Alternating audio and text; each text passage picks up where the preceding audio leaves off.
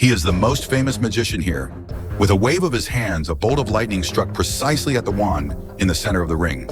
A flying dragon circled the wand, spinning at high speed. Before long, a rusty but magical dragon subduing wand was created. The Grand Magician was thrilled. He couldn't wait to test the wand's power. Immediately, he ordered the little goblins to activate the mechanism.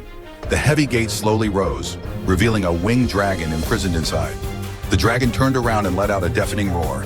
The goblins scattered in fear. One unfortunate goblin failed to escape in time and was incinerated by the dragon's fiery breath. But the Grand Magician remained confident. He raised the wand high and issued a command to the dragon. As expected, the dragon immediately stood at attention, motionless, and its aggressive demeanor subsided.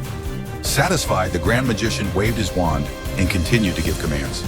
However, to his surprise, the dragon no longer obeyed. A cold gleam flashed in its eyes and the gemstone on the wand lost its glow. The magician had lost control over the dragon. Seeing the dragon about to attack, the magician quickly cast a spell to destroy the mechanism. The heavy steel gate dropped, crushing the dragon beneath it. The dragon was slain. It seemed that his creation was ultimately inferior to the original. The real dragon subduing wand was in the hands of the queen. The grand sorcerer informed the queen that aside from her golden scepter, there was an even more powerful red dragon wand, capable of controlling an even mightier dragon. However, their conversation was overheard by the magician's pet. Thus, the Grand Magician ordered his subordinate, Bald General, to retrieve the wand. Meanwhile, the queen sent Magic Girl, Longhair, and Little Black to reclaim the wand. According to the ancient scrolls, to obtain the wand, they first needed the Dragon's Eye gem. After some investigation, they found another bald man, the only one who knew the gem's location. However, to get the gem, they had to pass through deadly traps. For centuries, no one had ever survived. Naturally, this glorious task fell upon Longhair. Coming from a family of thieves, he had seen every kind of trap imaginable. Carefully, Longhair entered the trap-filled corridor. Damn! Almost lost my manhood the moment I stepped in. He had to be extra cautious. The others watched from outside, enjoying the spectacle. Using his keen instincts and agility, Longhair dodged attack after attack. After much effort, he successfully navigated all the traps and found the Dragon's Eye. But as soon as they exited, they were ambushed by Bald General. After an intense battle, Longhair and Little Black barely escaped, but Magic Girl was captured. The next day, the two returned to the prison where Magic Girl was held. They used a diversion tactic to lure away the guards and surveillance. Then they split up. Longhair went to rescue Magic Girl, while Little Black searched for the ancient scroll. Everything seemed to be going smoothly. Longhair quickly freed Magic Girl, and Little Black found the scroll. But suddenly, the carpet beneath Little Black's feet turned into quicksand. He began sinking rapidly. No matter how hard he struggled, it was futile. Just as he was about to be swallowed, Bald General appeared and pulled him up. However, once Longhair and Magic Girl emerged, Bald General killed Little Black right in front of them. Watching his friend die, Longhair was consumed with rage. He charged at Bald General but was easily knocked to the ground. At the critical moment, Magic Girl cast a spell that struck Bald General down. She then opened a portal and escaped with the injured Longhair.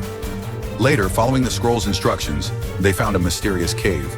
Strangely, only Longhair could enter. The others were blocked by an invisible barrier. It turned out that the Dragon's Eye on Longhair was the key. With no choice, he told the others to wait outside and ventured in alone. Inside, he soon encountered a dragon-shaped stone door, missing one eye.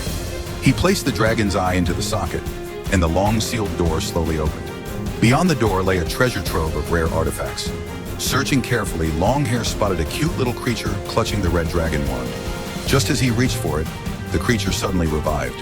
It had been waiting here for over 1,000 years. Longhair was eager to take the wand, but the creature warned him.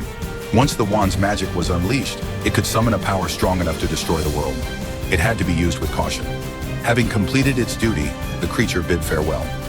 Longhair studied the murals on the walls, awestruck by the wand's power. When he finally emerged from the cave, Bald General was waiting, holding his friends hostage again.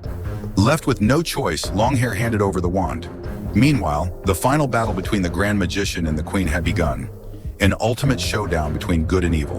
Whoever obtained the red dragon wand would decide the victor. Countless dragons soared toward the tower. With a wave of her wand, the Queen ordered them to attack.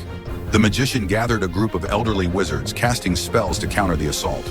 But the dragon's fireballs severely damaged the tower. In response, the magician summoned a magical barrier and commanded archers to strike.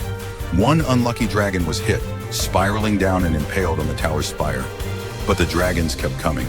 The wizards were on the brink of defeat. Suddenly, Ball General teleported to the battlefield and handed the red dragon wand to the Grand Magician.